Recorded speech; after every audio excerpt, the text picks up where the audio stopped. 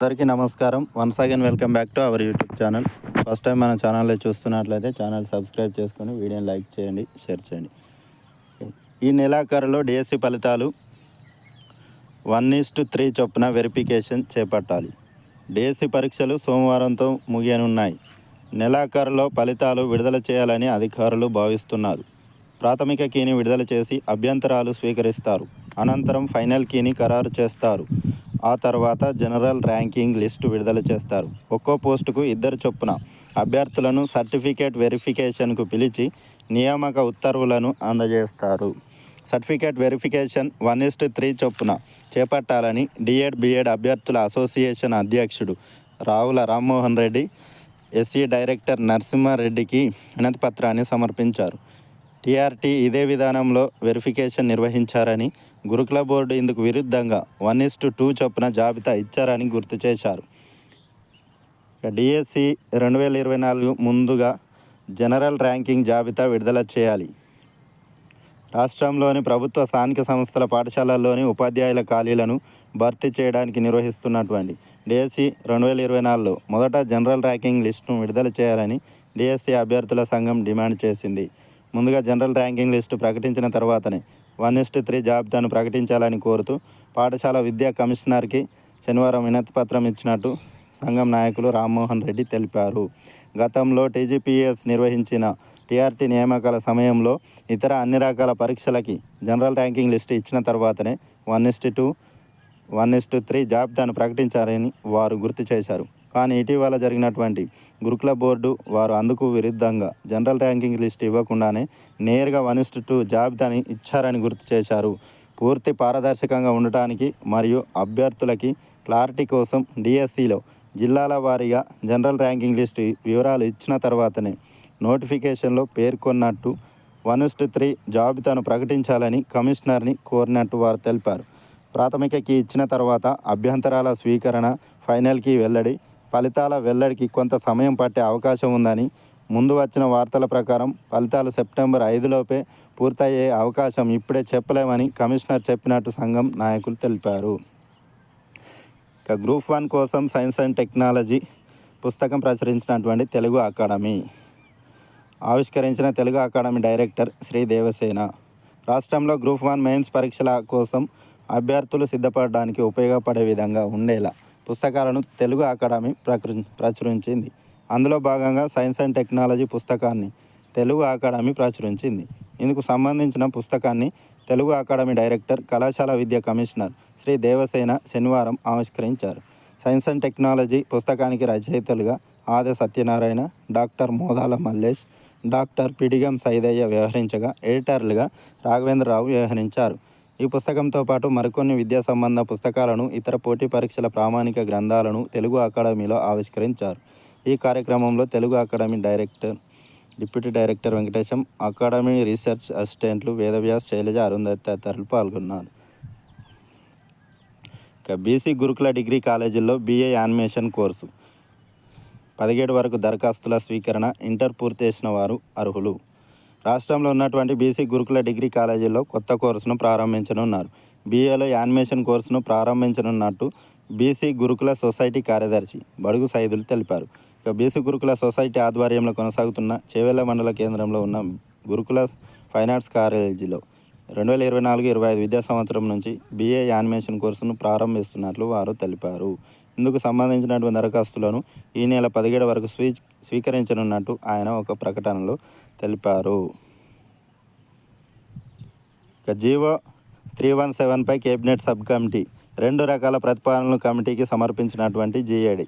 GO 317 మూలంగా స్థానికతను నష్టపోయినటువంటి ఉద్యోగ ఉపాధ్యాయులకి న్యాయం చేయడం కోసం ప్రభుత్వం నియమించినటువంటి కేబినెట్ సబ్ కమిటీ శనివారం సచివాలయంలో సమావేశమైంది. వైద్య, ఆరోగ్య, కుటుంబ సంక్షేమ శాఖ మంత్రి దామోదర్ రాజనరసింహ అధ్యక్షతన జరిగినటువంటి సమావేశం కమిటీ సభ్యులు ఐటీ పరిశ్రమల శాఖ మంత్రి దుద్దిళ్ల శ్రీధర్ బాబు పాల్గొన్నారు.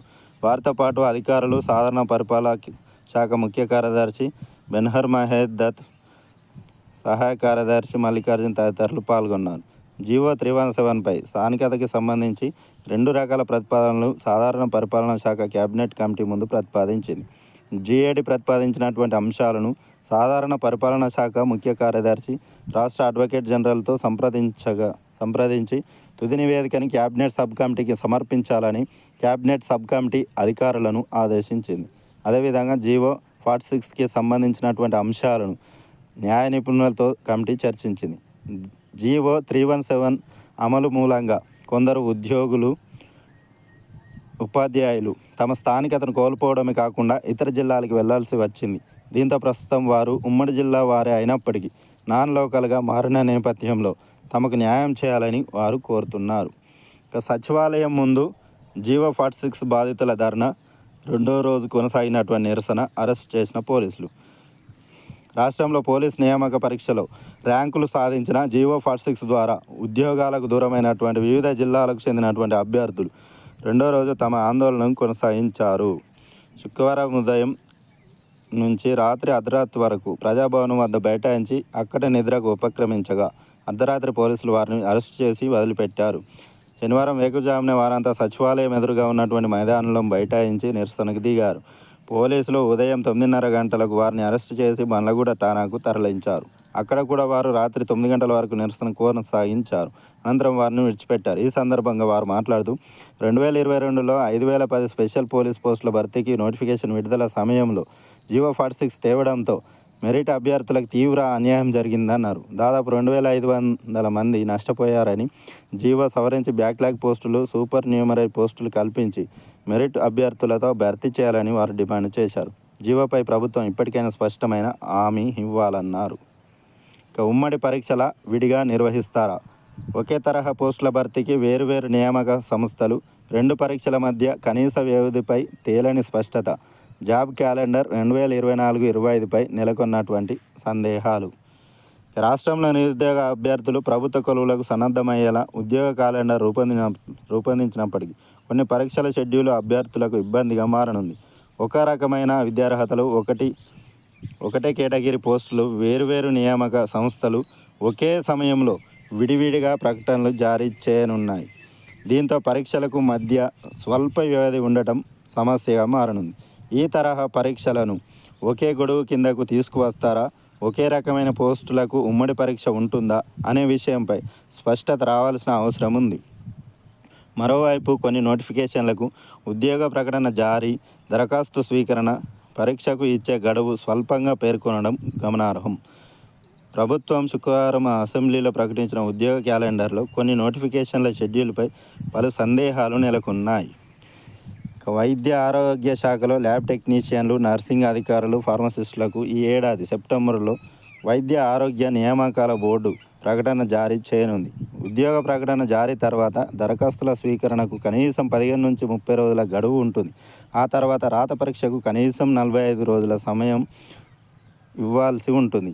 ఈ నోటిఫికేషన్కు 2024 నవంబర్లో పరీక్షలు ఉంటాయని వెల్లడించింది. దీంతో కనీస గడువు లభిస్తుందా అన్న సందేహాలు వ్యక్తమవుతున్నాయి. మరోవైపు 2022లో జారీ చేసినటువంటి గ్రూప్ 3 ఉద్యోగ ప్రకటనకు రాత పరీక్షలు నవంబర్ 17-18 తేదీల్లో ఉన్నాయి.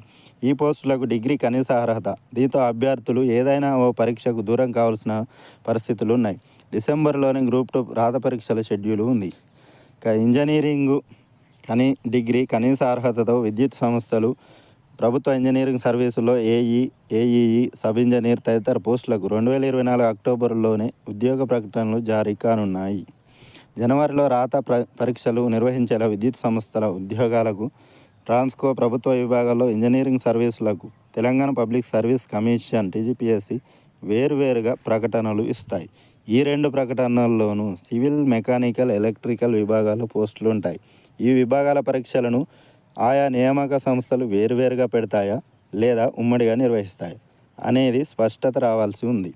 ఇదే తరహాలో ప్రభుత్వ డిగ్రీ, గురుకుల డిగ్రీ కళాశాలల్లో లెక్చరర్లు, లైబ్రేరియన్లు, ఫిజికల్ డైరెక్టర్, ఇతర తత్సమాన స్థాయి కలిగినటువంటి పోస్టులకు వచ్చే ఏడాది జూన్లో ఉద్యోగ ప్రకటనలు టీజీపీఎస్సీ, గురుకుల నియామక బోర్డులు వేరువేరుగా జారీ చేయనున్నాయి. ఒకే విద్యార్హత ఉన్న పరీక్షలు ఎలా నిర్వహిస్తారన్న దానిపై సందేహాలు ఉన్నాయి.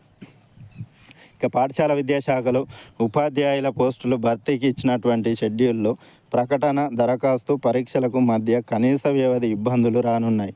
డిఎస్సి ఉద్యోగ ప్రకటన వచ్చే ఏడాది ఫిబ్రవరిలో రానుండగా ఏప్రిల్లో పరీక్షలని ప్రకటించారు. మరోవైపు ఏప్రిల్లోనే డిగ్రీ పీజీ అర్హతలతో గెజిటెడ్ స్థాయి అధికారుల నోటిఫికేషన్లో పరీక్షల షెడ్యూల్ ఖరారైంది. ఈ రెండింటి మధ్య గడువు సమస్య నెలకొననుంది. ఇక గ్రూప్ 3 సర్వీసుల పోస్టులకు నోటిఫికేషన్ 2025 జూలైలో రానుంది. దీనికి అర్హత ఏదైనా డిగ్రీ. అదే సమయంలో సింగరేణిలో బీఈ, బీటెక్ ఇతర అర్హతలతో కూడిన ఉద్యోగ ప్రకటన వెలువడనుంది. ఈ రెండింటి పరీక్షల షెడ్యూల్ 2025 నవంబరు. వీటి మధ్య వ్యవధి లేకుంటే అభ్యర్థులకు ఇబ్బందులు ఎదురయ్యే అవకాశాలు ఉన్నాయి. Thanks for watching. Please subscribe my channel. Thank